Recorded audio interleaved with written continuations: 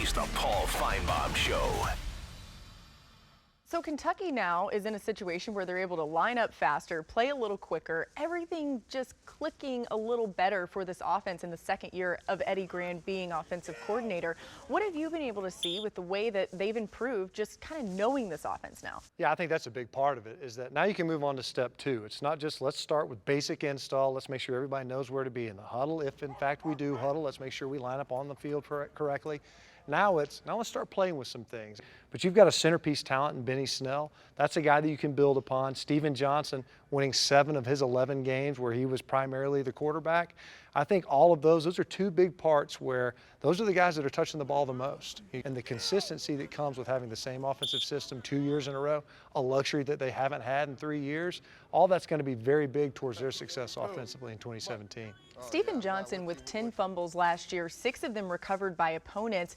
He's been working on his strength, eating 5,000 calories a day, as we know. So how do you think a stronger Steven Johnson benefits this team? Well, as active as they can be, the fact that they're going to use the Wildcat, the fact that he'll blow through the offensive backfield on some fly sweeps. Will he get the ball? If he does as a runner, you're going to want to make sure that he can take some shots, and he did last year. He's going to be active in the run game. He's been opportunistic as a runner, as a scrambler. All of those things play into physically, you have to be prepared to take on a 12-game season, and as rigorous as the schedule will be, it makes sense for him to be a little bit more pumped up, a little bit more formidable physically coming into the season.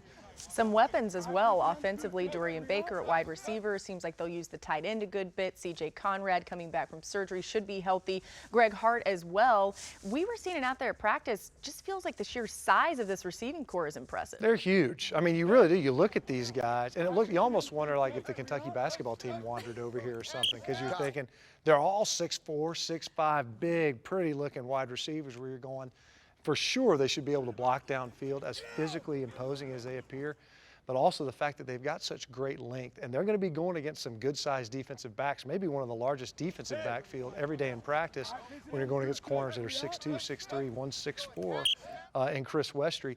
You know that they're going to be challenged. I can only imagine the jump ball scenarios in red zone situations where give them a chance to go up and make a play on the ball in the air, but it is an impressive group of receivers to be sure.